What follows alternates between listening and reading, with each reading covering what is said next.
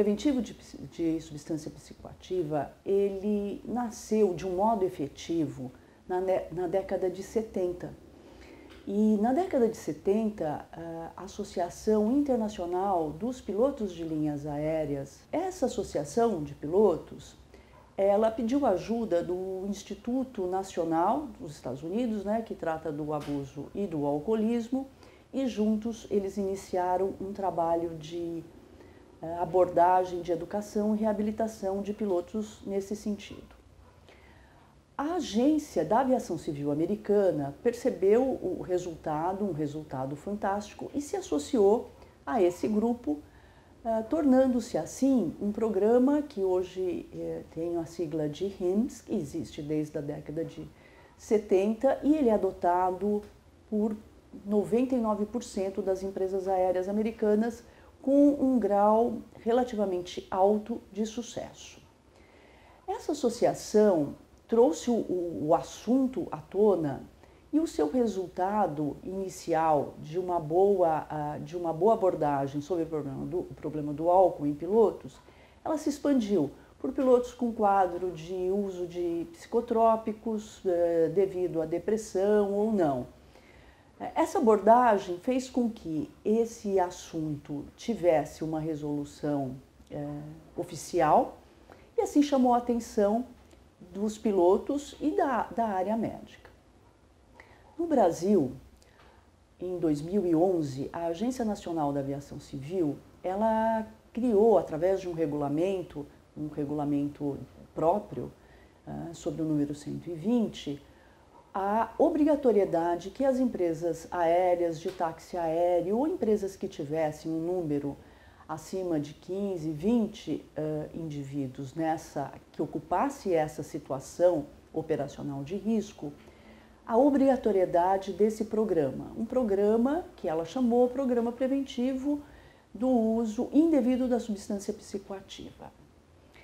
Esse programa, em 2012, ele foi revisto pela própria Agência Nacional e expandido no sentido de haver a necessidade de um programa de educação que precedesse a obrigatoriedade. Muito bem. O público-alvo aqui no nosso país, através dessa regulação da ANAC, diferentemente do grupo americano que foi criado e tem a sua casuística específica para pilotos, aqui a Agência Nacional da Aviação Civil chamou esse grupo de indivíduos que têm uma atividade de risco operacional. Lembre-se que nós estamos falando de um assunto específico para a aviação. Então, são pessoas que trabalham na aviação com o chamado risco para atividade ocupacional. Quem são elas? O programa chama, sob a sigla de ARSO, né? Atividade de Risco Operacional, e essas pessoas são os pilotos, as comissárias, os comissários, os mecânicos que trabalham em terra, a população de aviação que trabalha em aeroportos, ou seja, o indivíduo, o agente de tráfego do aeroporto, o indivíduo da pista, as outras empresas que trabalham nas pistas, ou seja, o indivíduo que frequentemente se vê que estão levando a mala de um lado por outro. Então, todas essas pessoas que de alguma forma tenham algum contato, mesmo que indireto, com a atividade da aviação, são considerados atividades de risco operacional. Então, desde 2012, as empresas têm a obrigação de fazer esse programa. O objetivo desse programa, ele é bastante interessante porque ele é complexo, né? Então, ele engloba, primeiro, uma educação, e deve haver pelo menos por um ano, e depois de uma forma contínua, uma educação a todos os indivíduos, eu vou chamar já pela sigla ARSO. Essa educação significa o indivíduo entender quais são as substâncias que não pode usar. Então, o álcool, as drogas ilícitas, elas ficam bastante claras. Porém, para os pilotos especificamente, medicações que alteram a cognição ou alteram a capacidade de atenção também são consideradas substâncias de risco para essa população. Então, existe um programa que se chama Subprograma de Educação, que as empresas devem e têm que fazer para todos os seus funcionários. Juntamente com a atividade de educação, a outra parte do programa são a testagem.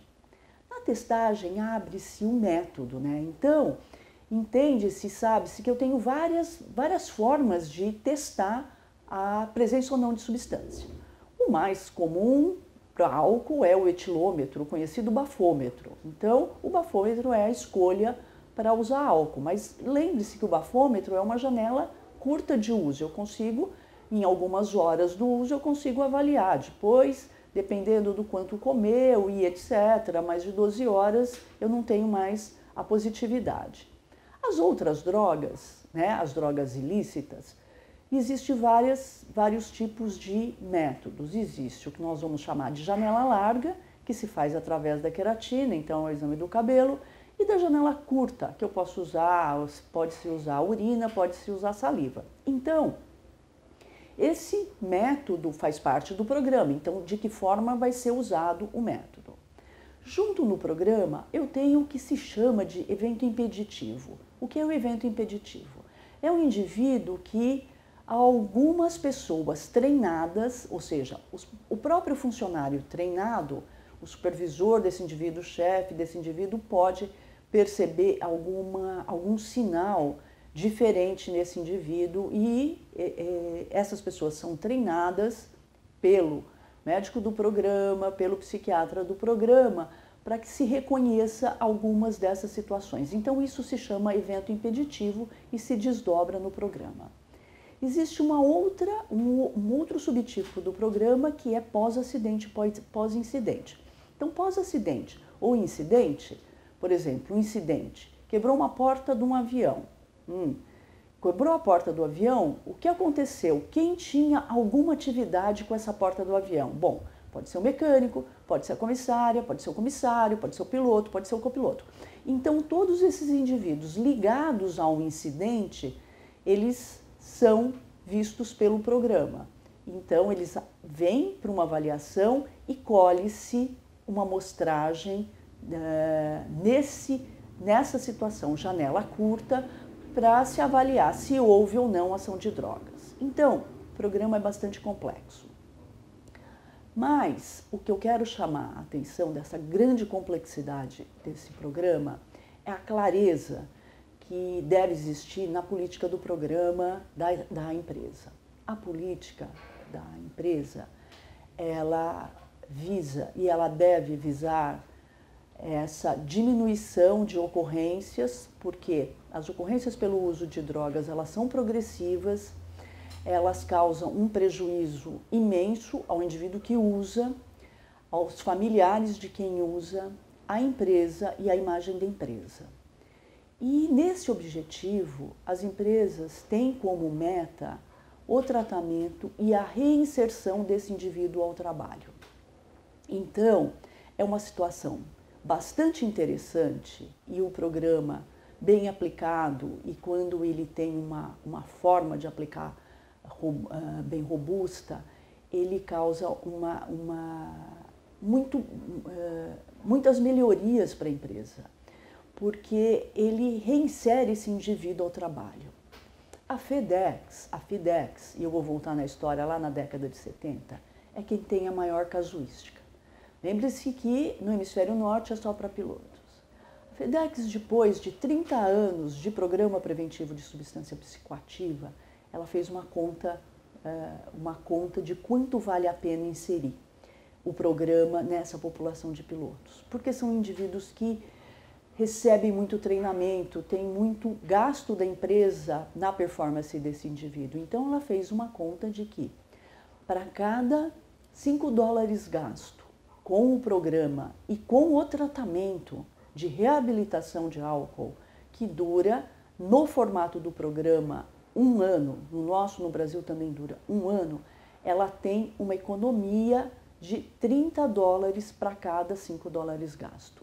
Então, é bastante interessante quando se enxerga do aspecto médico a reinserção de um indivíduo que estava doente ao trabalho é uma situação fantástica e que quanto custa exatamente você recuperar alguém, né?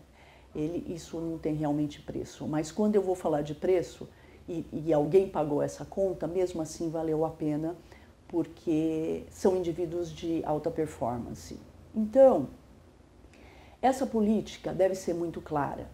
Essa política deve reinserir como meta o indivíduo ao trabalho. Claro que no desenrolar do programa, quando se abre esse programa, você tem critérios de inclusão, tem critérios de exclusão, tem limites, se trabalha junto com a operadora de saúde e precisa se trabalhar com a operadora de saúde.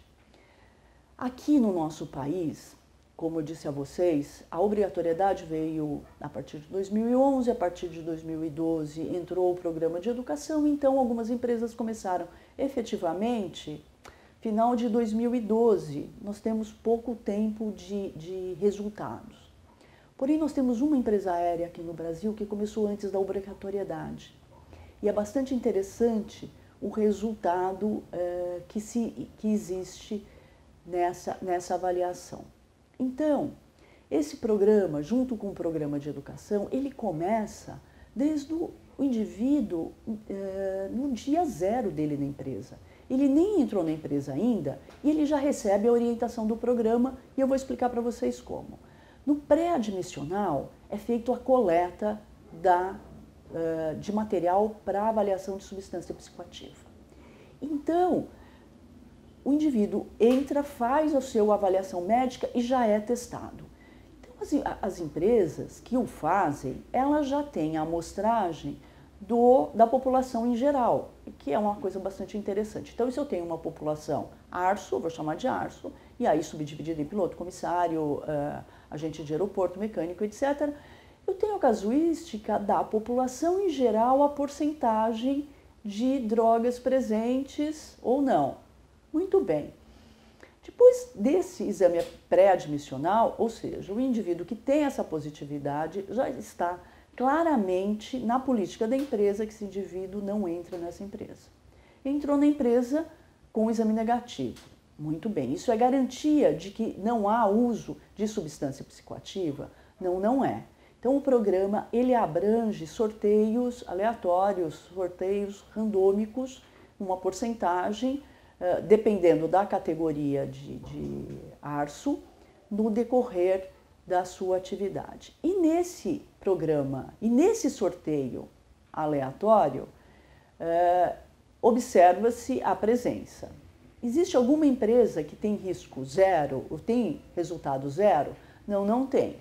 Então as empresas, nesse exame aleatório, elas usam ou janela curta, que geralmente é a urina, ou janela larga, que é a queratina. Eu quero chamar a atenção aqui para a queratina no exame do cabelo, onde a presença é detectada 4 vezes mais do que na urina. Ou seja, eu estou ampliando a minha margem de segurança com o exame da queratina. A tranquilidade com que o programa robusto o faz é porque esse indivíduo ele tem a garantia que ele vai ser tratado. Quando tratado, ele volta e é reinserido ao seu trabalho. Então, eu digo que esse programa ele é bastante interessante aplicando dessa forma, porque ele abrange a qualidade de vida do indivíduo, a segurança operacional da empresa que ele trabalha e da empresa, a segurança e a tranquilidade do indivíduo que vai usar os serviços dessa empresa, o que deixa a população e o usuário extremamente mais tranquilo. Então, esse é um programa que ele tem pouco tempo de vida, se a gente olhar de uma maneira epidemiológica, mas é um programa de ganhos para todo mundo, um programa de ganho para o funcionário, para a empresa e principalmente para o indivíduo que está sendo exposto ao uso de substância psicoativa.